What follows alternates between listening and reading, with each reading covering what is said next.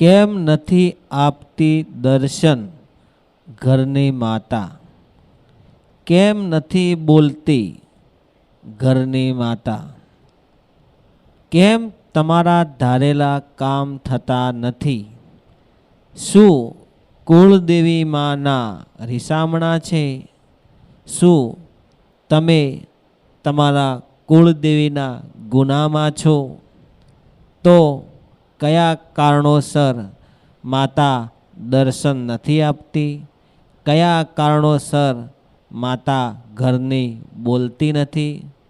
મિત્રો, જ્યારે આપણા ઘરની કુળદેવીમાં બોલતી ના હોય, દર્શન ના આપતી હોય, કયા કારણોસર આપણે આપણામાં કંઈક જાણે અજાણે ભૂલોના કારણે માતાજીથી શું અણગમો પેદા થયો છે, એને દૂર કરવા માટે તમારે શું કરવું જોઈએ?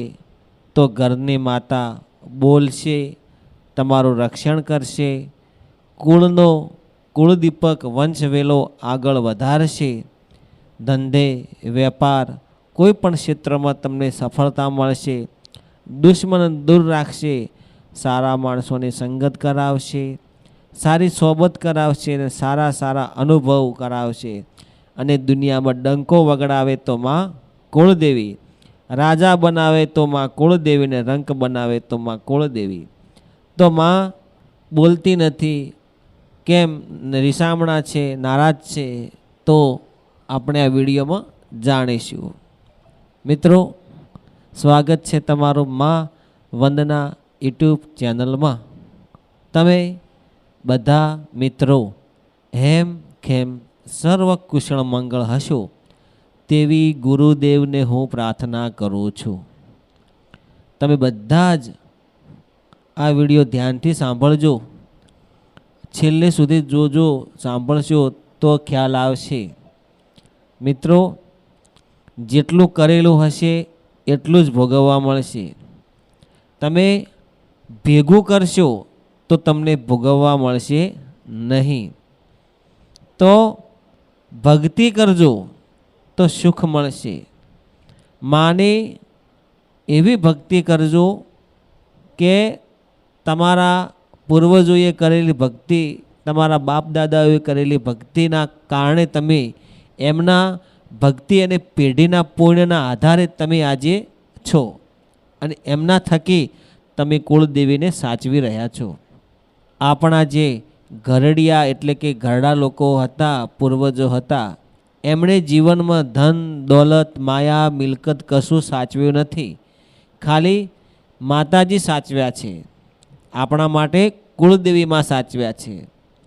મિત્રો, તમને હું એક વાત જણાવી દઉં કે પહેલાંના આપણા વડદાદાઓ બાપ દાદાઓ એવા હતા કે જ્યારે આપણા ઘરે કોઈ પણ મહેમાન પરણો આવવાનું હોય તો એમને આગળથી જાણ થઈ જતી હતી કે આજે 2 રોટલા વધારે જમવાનું બનાવજો, અથવા કોઈ રોકાવાનું હોય તો પણ એમને ખબર પડી જતી હતી, અથવા કોઈ સવારમાં આવે અને બપોરે નીકળી જવાનું હોય, છાશ વાળું પાણી કે નાસ્તો પાણી કરી તો એ પ્રમાણના એંધાણ એમને સંકેત મળી જતા હતા. એટલે એમના જે ઘરવાળી હોય, દાદી હોય આપણા, એમને કહી દેતા કે જમવાનું વધારે બનાવજો, આજે 2 માણસો મહેમાન આવવાના છે. રાત્રે કદાચ રોકાવાના હોય, એમને ખબર પડી જતી કે વેવાઈ આવવાના છે, કે સગા આવવાના છે, કોઈ બેન આવવાની છે, ભાણેજ આવવાના છે. કોઈ ઘટના ઘટવાની હોય તો પણ એમને ખબર પડી જતી કે વાવાઝોડું આવવાનું છે, કે પવન ફૂંકાવાનો છે, કે આ દિશામાંથી આ થવાનું છે. તો મિત્રો, આવા આપણા બાપ દાદાઓ, આપણા ઘરડિયા લોકો હતા, એમને પહેલેથી જાણ થઈ જતી હતી. તો આવું કેમ થતું એમના જોડે? તો માતાજી બોલતી હશે એમના જોડે, વાતો કરતી હશે, એમને કંઈ કાનમાં આવીને કહી જતી હશે. તો મિત્રો, એ લોકોએ માં સિવાય દુનિયામાં કશું કર્યું નથી, માની ભક્તિ જ કરી છે. એમણે કેવી ભક્તિ કરી હશે કે આટલું બધું તે જાણી શકતા, ભવિષ્યમાં પણ જાણી શકતા. આપણા ઘરડિયાઓ માની એવી કેવી ભક્તિ કરીએ છીએ કે ભવિષ્યમાં શું થવાનું છે જાણી શકતા. તો આપણા ઘરના માતાજી હોય એ બોલતા ના હોય, રિસાયેલા હોય અને દર્શન તમને ન આપતા હોય, તો આપણા પહેલાં આપણા પૂર્વજોએ, આપણા બાપ દાદાઓએ માતાજીની ભક્તિ કરેલી છે, એટલે એમના વેણ વચન અનુસાર માતાજી કામ કરતા હોય અને દર્શન આપતા હોય.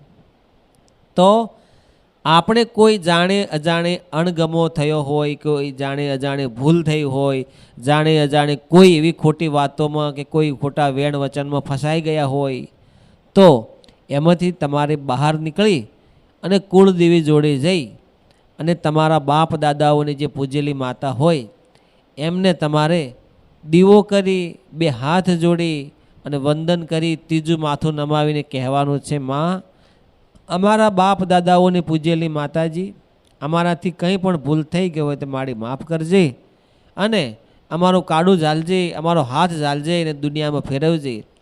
જેટલી બી ભૂલો થઈ હોય એ માફ કરજે. હવેથી આ નહીં થાય, પણ તું અમને એક વખત આવીને દર્શન આપ, સપનામાં આવીને સંકેત આપ. જો અમારા બાપ દાદાને પૂજેલી માં અમારી કુળદેવી હોય અને અમે એના વંશજ હોય અને માં તું અમારી ભૂલ માફ કરતી હોય તો તું જે કહીશ એ અમે કરીશ. અને માં, હવેથી જો તું તારજે તું અને મારજે તું, અમે આજથી તારા છીએ. જેવી તમારામાં ભક્તિ હશે, જેવો તમારામાં ભાવ હશે, એ પ્રમાણે તમને માતાજી દર્શન આપશે, તમને સંકેત આપશે, તમારા જોડે બોલશે. આ માતાજીના દિવ્ય ચમત્કારો છે મિત્રો. આપણા બાપ દાદાઓએ માતાજીની ભક્તિ કરી હોય એટલે એમને દર્શન આપ્યા, વાતો કરી. આવા તો કેટલાય દાખલા છે. પણ જ્યારે તમે અત્યારે હળાહળ કળિયુગમાં તો ખાલી નામ લેવાથી જ માતાજી કામ કરે છે. જો જેના ઘરે કુળદેવીમાં જાગૃત હોય, પ્રસન્ન હોય, રાજી હોય, એના ઘરે કદી દવાખાનું ના હોય, બીમારી ના હોય, ખોટા ખર્ચા ના હોય, અકસ્માત ના હોય, કોર્ટ કચેરી ના હોય, સુખ ને સુખ જ હોય. જે ઘરમાં વ્યસન ના હોય, ફેશન ના હોય, ખોટા ખર્ચા ના હોય, ત્યાં આગળ માતાજી હાજર હોય. શંકા, કુશંકાઓ, ક્લેશ, કલેશ, વેર, ઝેર આ બધું નાખી દો. અણગમો હોય નાખી દો, તમારામાં ગુસ્સો હોય નાખી દો, તમારામાં જે કંઈ ખોટું છે બધું નકારાત્મક બધું નાખી દો સાઈડમાં, અને ઊંડા કૂવામાં નાખી દો અને તમે સાચી ભોળા ભાવથી ભક્તિ કરવાનું ચાલુ કરી દો. ધીમે ધીમે ધીમે ધીમે ધીમે ધીમે તમને તમારું જ જે શક્તિ છે, તમારી જે એનર્જી છે, જે આજ્ઞા ચક્ર છે, જે તમારી જન્મકુંડળી છે, એ ધીમે ધીમે જાગૃત થશે. તમે પણ સારા એવા ધર્મના માર્ગે આવી જશો. જે વ્યસન છોડી દેશો, ખોટા રસ્તા છોડી દેશો, તો તમે પણ માના કહેવા મુજબ માની કૃપા થશે તો તમારા જીવનમાં ખૂબ જ પરિવર્તન આવી જશે. કોઈ ખોટી બાધા માનતાઓ કે કોઈ ખોટા ખર્ચા કર્યા વગર તમે ધર્મના માર્ગે રહેશો તો ઓટોમેટિક તમારા જીવનમાં અજવાળું થશે. જો તમે પુણ્ય કરશો, ધર્મ કરશો, દાન દક્ષિણા કરશો, અથાશક્તિ તમને લાગે ત્યાં આગળ કોઈને મદદ કરજો, કોઈને ખવડાવજો, તો 100% તમારી પેઢી તરી જશે. અને ઘરની માતાજીની કુળદેવીની સેવા પૂજા કરજો, તમારા પૂર્વજોનો દીવો કરજો, તમારા વડવાઓનું નામ લઈ કોઈ અથાશક્તિ ગાયને ઘાસ ખવડાવજો, સાધુ સંત જમાડજો, કોઈ ગરીબને મદદ કરજો, કોઈને ગરીબ વ્યક્તિ હોય એના દીકરાને ભણાવજો. તમને કોઈ એવું લાગે કે આ ધર્મનું કાર્ય કરવા જેવું છે તો એવું કરશો તો 100% નહીં પણ 1000% તમને જીવનમાં જેવી ધારો એવી સફળતા મળશે. મિત્રો, આ વિડીયો તમે કયા ગામ, તાલુકા, શહેર, જિલ્લામાંથી જોઈ રહ્યા છો તે કોમેન્ટમાં જણાવજો. જય ગુરુદેવ, જય માતાજી.